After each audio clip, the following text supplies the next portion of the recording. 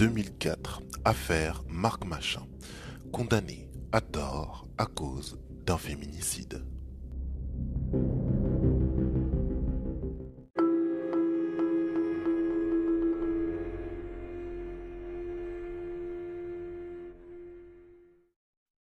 De toutes les affaires que j'ai racontées jusqu'à maintenant, celle de Marc Machin est très particulière.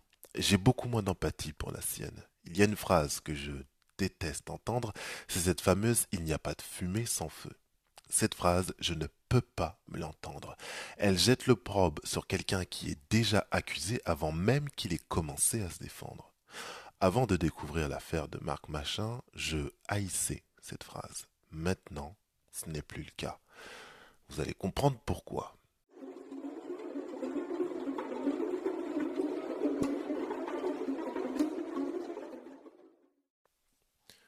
Nous sommes le 13 septembre 2001. 4 policiers montent en silence les escaliers d'un immeuble. Arrivés devant une porte, l'un d'eux frappe. Un homme l'ouvre, les policiers entrent et informent l'homme de la raison de leur venue. Un homicide a été commis et Marc Machin, le fils de l'homme qui a ouvert sa porte aux policiers, est suspecté d'être l'auteur du crime. Pour Monsieur Machin, c'est une énorme erreur. Son fils de 19 ans n'est pas un assassin. Dame Justice est-elle convaincue du contraire? 13 jours avant la visite des policiers chez Monsieur Machin, Marie-Agnès Bedeau se rend à sa salle de sport à pied. Il est 7h15. C'est l'hiver, donc il fait nuit. 3 heures plus tard, le corps de cette pauvre Marie-Agnès Bedeau est retrouvé par des promeneurs. Les policiers n'ont qu'un seul indice. Il s'agit du témoignage d'une infirmière. Un homme lui aurait fait des avances sexuelles le matin du meurtre de Marie-Agnès Bedeau. Quelques mois plus tôt, une autre plainte pour avance sexuelle avait été enregistrée par les inspecteurs de police dans les éparages du crime.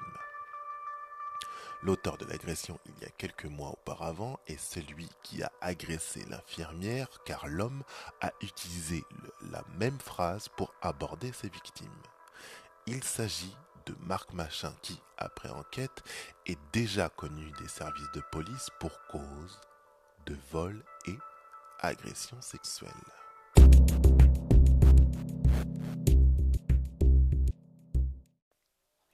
À cause de cette agression sexuelle qui apparaît dans son casier judiciaire, Marc Machin va être dans le viseur de la police qui va être persuadé qu'il est l'assassin de Marie-Agnès Bedeau.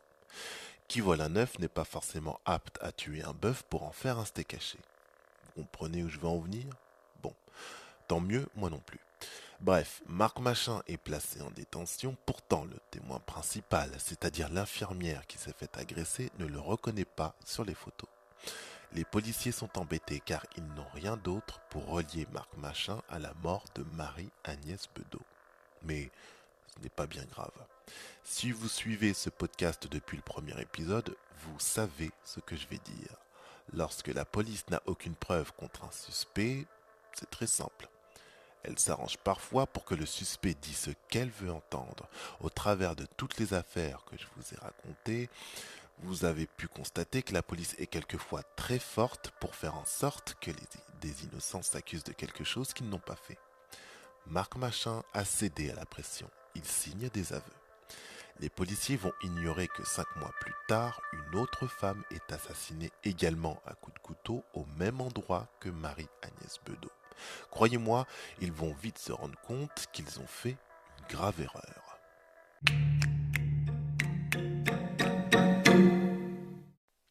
En septembre 2004 s'ouvre le procès de Marc Machin.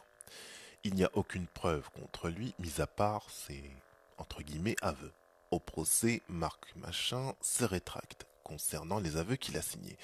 Marc Machin est amer, il répond très mal aux questions qui lui sont posées, son attitude est détestable. Il est condamné à 18 ans de réclusion criminelle. L'avocat de Marc Machin fait appel. Lors du second procès, la peine est confirmée en novembre 2005. Mars 2008. David Sagno, SDF, se rend dans un commissariat pour avouer les meurtres de Marie-Agnès Bedeau et celui de Maria Judith Arrojo qu'il a commis quelques mois après le placement en détention de Marc Machin. Les policiers avaient préféré fermer les yeux sur le lien entre les meurtres des deux femmes. David Sagno s'est chargé de les leur ouvrir en se dénonçant car sa conscience le tenaillait.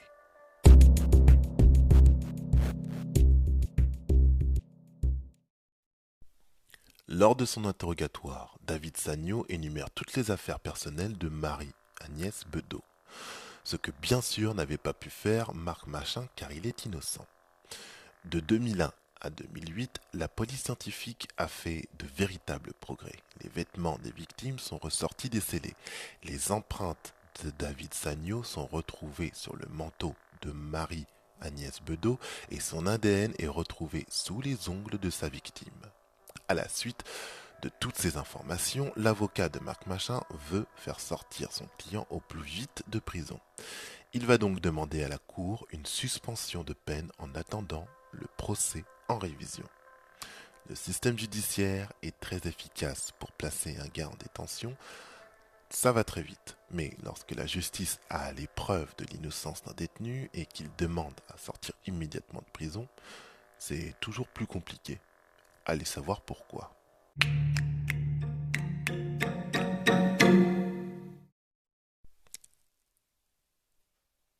Le 7 octobre 2008, Marc Machin est libéré de prison.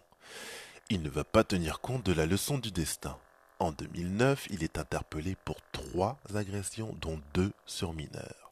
Marc Machin fera 3 ans de prison ferme pour les 3 agressions commises en 2009.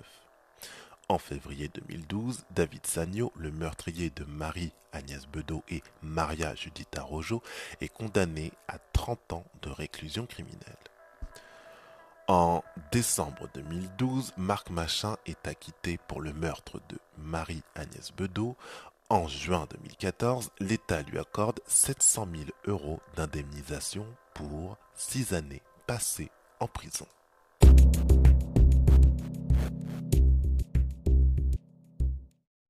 Oh là là. Normalement, l'histoire de Marc Machin aurait dû s'arrêter là, mais ce n'est pas le cas.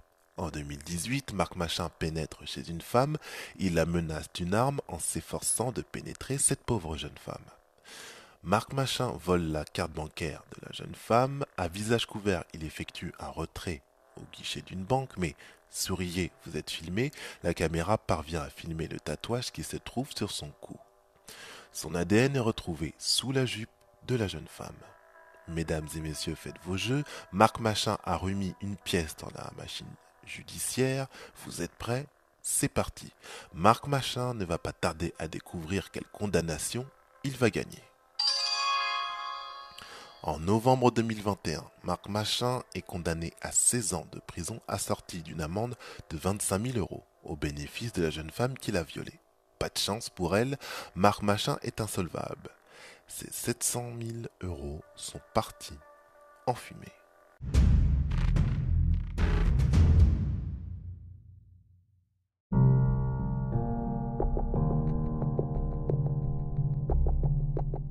Revenons sur les points clés de l'affaire Marc Machin.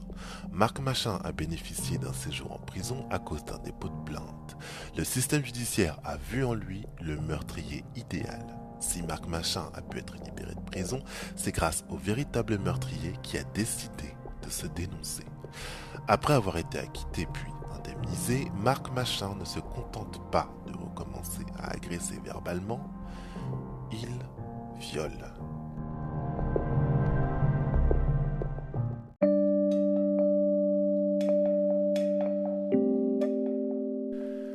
L'heure des braves, l'heure de la morale. Je suis un peu dépité, hein. Cette affaire est très particulière. Bref. Morale de cette histoire, si vous refusez de tirer des leçons que le ciel peut vous envoyer, ne vous en faites pas. Le destin peut se charger de vous donner une bonne leçon que vous n'êtes pas prêt d'oublier.